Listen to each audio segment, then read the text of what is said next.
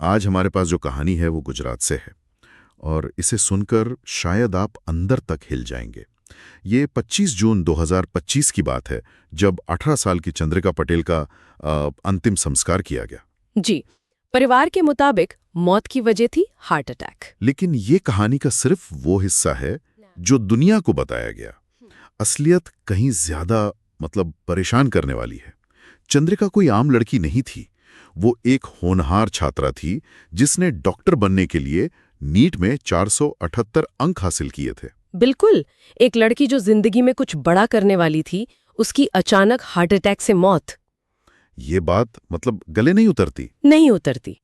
तो चलिए इस मामले की तह तक चलते हैं और समझते हैं कि असल में सच क्या था।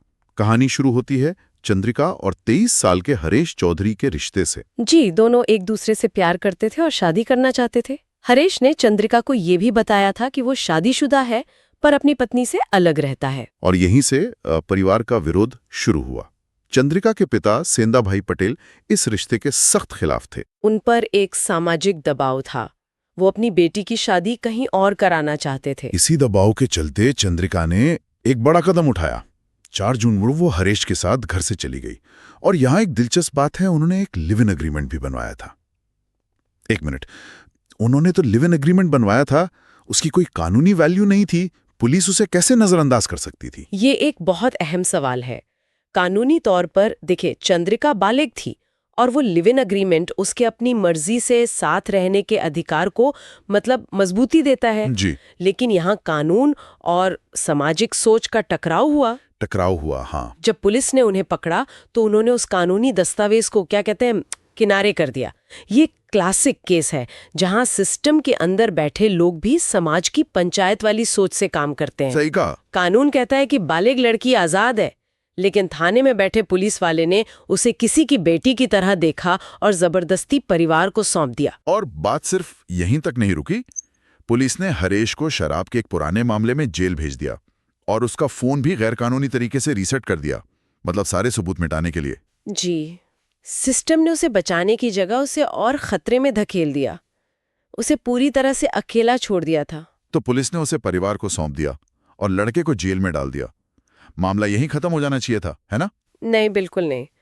असल में कहानी का सबसे भयानक हिस्सा तो अब शुरू होता है।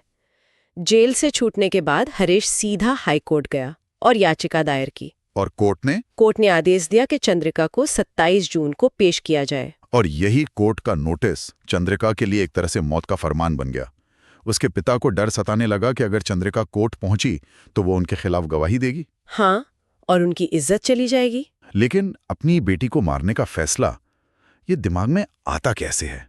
ये सिर्फ झूठी इज्जत का मामला है, ये कुछ और भी है। लोग इसे ऑनर किलिंग कहते हैं, पर असल में इसमें कोई ऑनर या इज्जत नहीं है। यहाँ इज्जत सिर्फ एक बहाना थी।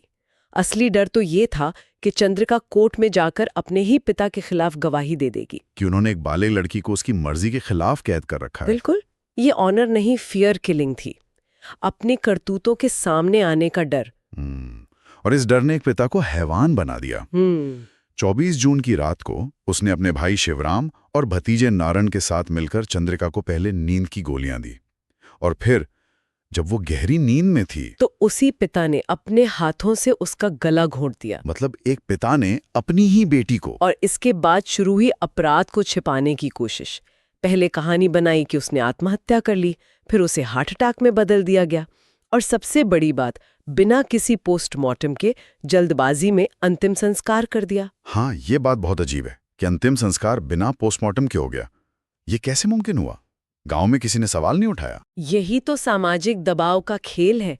जब परिवार ही कह रहा है कि मौत प्राकृतिक है, तो अक्सर लोग चुप रह जाते हैं। लेकिन उनकी ये साजिश तब नाकाम हो गई जब हरेश ने हत्या का शक जताते हुए पुलिस में शिकायत दर्ज कराई। और फिर जांच शुरू हुई। हाँ, और जांच में चाचा और चचेरे भाई ने अपना गुनाह कबूल कर लिया, लेकिन मुख्य आरोपी पिता वो फरार हो गया। तो एक लड़की जो डॉक्टर बनकर लोगों की जान बचाने वाली थी, उसकी जान उसके ही परिवार ने अपनी झूठी शान के लिए ले ली। ये घटना एक बहुत गंभीर सवाल पीछे छोड़ जाती है। जब किसी इंसान की व्यक्तिगत आज़ादी और कानूनी अधिकार समाज की सदियों पुरानी धारणाओं और इज्जत के खोखलेपन से टकराते हैं, तो उस टकराव का नतीजा कितना भयानक हो सकता है,